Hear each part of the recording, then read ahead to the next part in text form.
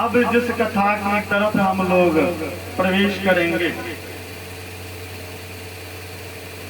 वह भगवान के द्वारा की गई जो सबसे अनुपम लीला है, उस लीला की तरफ हम लोग बढ़ेंगे। भगवान का रास लीला और भगवान के द्वारा किए गए इस लीला के कारण विधर्मी जनों के द्वारा, नास्तिक जनों के द्वारा, पथभ्रष्टों के द्वारा और क्या क्या कहा जाए, ढेर सारी संज्ञाएं दी जा सकती है, उन लोगों के द्वारा विभिन्न प्रकार के कुतर्क दिए जाते हैं। रंगरसिया भगवान के सेवक हो, ओहने हो तो इत्यादि तरह तरह की अपशब्दों का, खराब वाणी का प्रयोग किया जाता है। अरे बेवकूफों, मूर्खों, नास्तिकों, बिना सोचे समझे किसी भी प्रकार की वाणी मुख से नहीं व्यक्त करनी चाहिए। जिस लीला को तुम्हारी दृष्टि जैसी है उस दृष्टि से तुम देख रहे हो और सोच रहे हो। उन लोगों का कहना है कि भगवान रासलीला नहीं कि प्रेम लीला की। अरे प्रेम की परिभाषा मालूम है?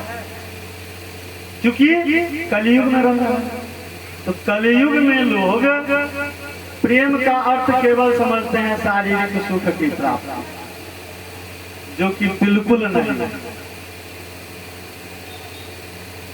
प्रेम का अर्थ समर्पण। माता अपने बच्चे के प्रति इतना प्रेम करती है कि वह पूरी तरह समर्पित रहती है, दौड़ी भागी चली आती है।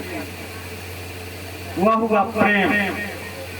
पिता का संपूर्ण परिवार की चिंता, कैसे चलेगा, बड़े वाले लड़का का फीस कैसे होगा, घर में रसोई की व्यवस्था कैसे होगी। यह हुआ घर के प्रति प्रेम, संपूर्ण संततियों के प्रति प्रेम, इसे कहेंगे प्रेम। उस प्रेममयी भाव को प्रदर्शित करने के लिए जी जान लगाकर ओवर टाइम करके 2 पैसे कमाते हैं। क्यों कमाते हैं? बच्चों से प्रेम है, लगाव है, उनकी पूर्ति हो, यह है प्रेम का उदाहरण।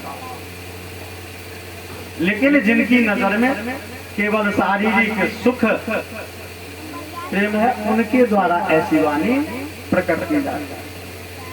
मीरा का प्रेम, जिन्होंने भगवान कृष्ण के स्वरूप को, भगवान कृष्ण को अपना सर्वस्व, अपना प्रियतम माना। मेरे तो गिरधर गोपाल दूसरो ना। रट लगाते लगाते अपने आप को कृष्ण के प्रति समर्पित कर दिया, हुआ था प्रेम। कृष्ण के साथ संपर्क नहीं हुआ। लेकिन हम लोग केवल वर्तमान समय में क्या है, पिता का पुत्र के प्रति प्रेम क्यों है? मनी ऑर्डर अब तो खत्म हो गया, ऑनलाइन मोबाइल पर आ गया, वह हुआ प्रेम। इस कारण से आकर्षण, केवल अभिष्ट इच्छा की पूर्ति हो, इसे प्रेम के रूप में हम लोग मानते हैं। क्योंकि बहुत कुतर्क दिया जाता है, इसलिए इतना बोलना जरूरी था।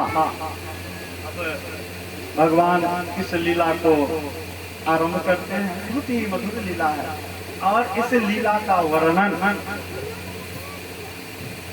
भागवत महापुराण के शरद पूर्णिमा के रात्रिकालीन परिवेश में किया गया है और संपूर्ण लीला का वर्णन 5 अध्यायों में है, जिस कारण इसे रास पंचाध्यायी के नाम से जाना जाता है। एक श्लोक के द्वारा रास की शुरुआत जहाँ से होती है, भगवान पीतांगात्र शिरदूत फल मल्लिका वीक्षंगन्तु मनश्चक्रे योग मायामुपाश्रितः। संपूर्ण परिवेश का उल्लेख इस श्लोक में है कि शरदोत्फुल्ल, शरद पूर्णिमा की प्रस्फुटित रात्रि, शरद पूर्णिमा से हम लोग परिचित हैं, जिस क्षेत्र में है सौभाग्य है कि शरद पूर्णिमा की रात्रि को दुर्गा पूजा के तुरंत बाद वाला कोजागरा का त्योहार होता है मखाना का, वही हुआ शरद पूर्णिमा की रात। उसमें उस रात जो चांदनी की छटा रहती है, वैसी छटा अन्य पूर्णिमा की रात्रि को देखने को नहीं मिलती। तो उस अनुपम वातावरण में निवास कहाँ कर रहे हैं? वृंदावन में। नाना प्रकार के फूलों से सुसज्जित बाग में निवास है। तो उस सुसज्जित बाग में जब चांद की किरणें अपनी छटा बिखेरेगी तो उसकी सुंदरता और अधिक आकर्षित हो जाती। इसे देख भगवान को उनके मन में विचार आया कि इस सुंदरतम दृश्य का विहार किया जाए। विहार मतलब होता है भ्रमण करना, घूमना। घूमने की इच्छा हुई कि सभी दृश्यों को देखें। इच्छा जागृत हुई और इसी इच्छा के माध्यम से सबकी इच्छा की भी पूर्ति करनी थी। तुरंत योग माया को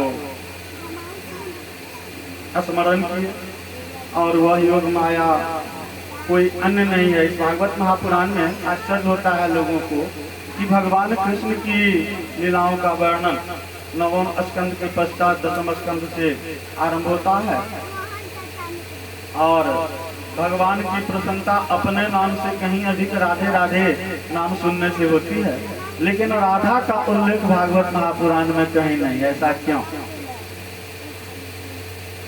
योग माया कोई दूसरा नहीं, योग माया ही राधा है।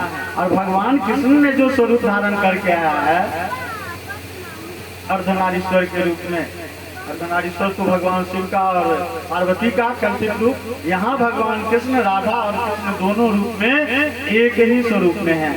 क्योंकि हम लोगों ने कथा श्रवण किया है कि योग माया को आदेश दिया कि रोहिणी के गर्भ में आदान प्रदान कर दो, तो यही कारण है कि राधा का उल्लेख नहीं है। योग माया को स्मरण करते हैं और स्मरण करके कहते हैं कि हम लोग भ्रमण करेंगे और इसका आनंद लेंगे। तुरंत अपनी मुरली को ओठों से लगा देते हैं बंसी को और बंसी की मीठी तान छिड़ जाती है, बंसी का धुन थोड़ा हो जाएगी। तो भगवान के द्वारा बंसी की मीठी तान निकाली जाती है। बंसी की मधुर मधुर वाणी जैसे ही